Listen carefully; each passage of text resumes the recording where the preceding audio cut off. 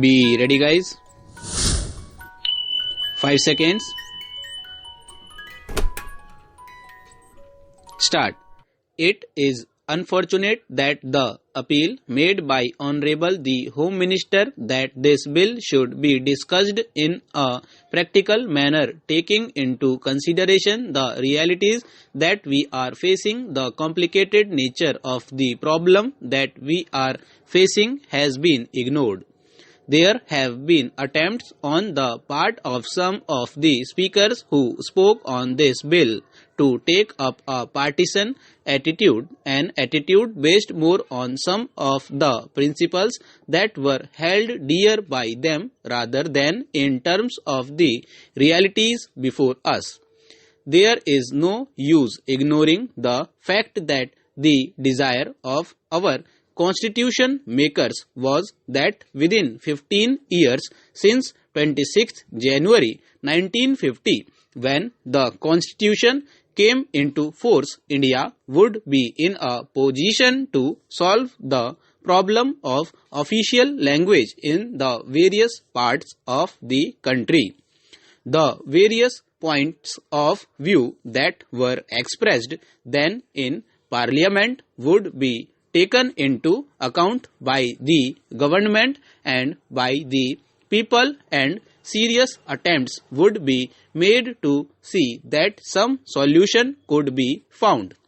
The bill that is before us is really an admission of our failure to solve the problem of official language.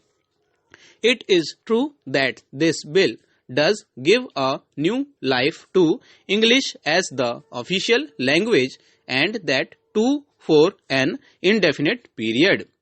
Why had we to do this when there was a general desire on the part of the constitution makers that on the 26th January 1965, Hindi shall be the official language?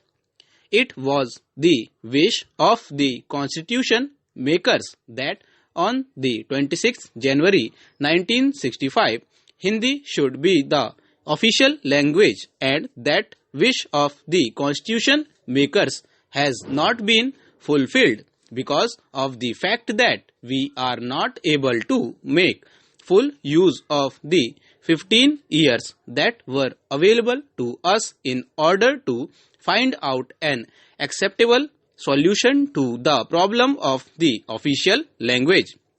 During these last 15 years, there has been a rapid progress of the regional languages, including Hindi, but Hindi has also developed more as a regional language than as a language which has spread throughout the length and breadth of the country, and which has been made more acceptable during that period. We have to find out the reasons why it was not possible within the last 15 years to make Hindi a language acceptable to all parts of the country.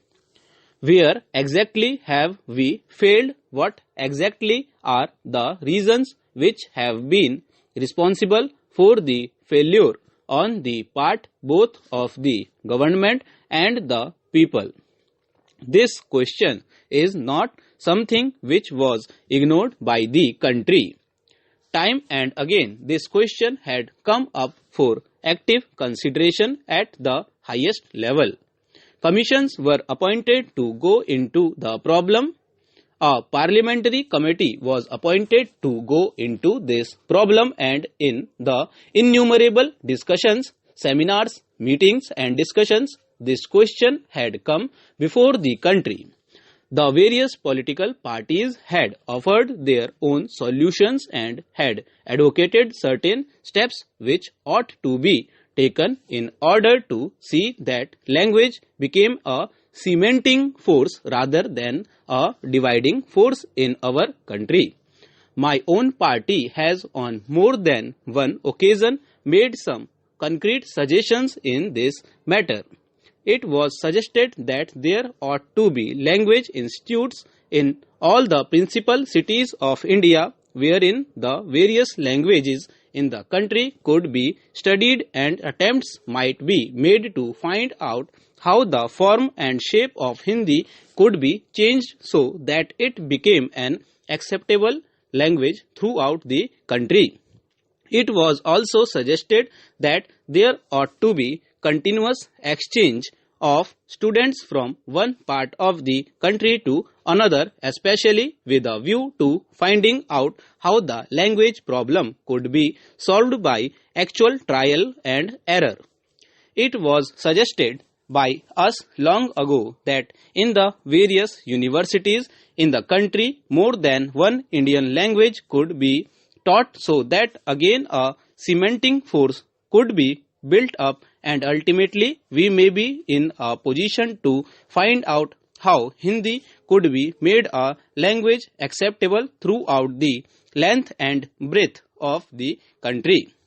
In spite of these various suggestions, in spite of these various discussions, unfortunately, neither the government nor the people of this country have succeeded in finding out a solution of this very thorny problem.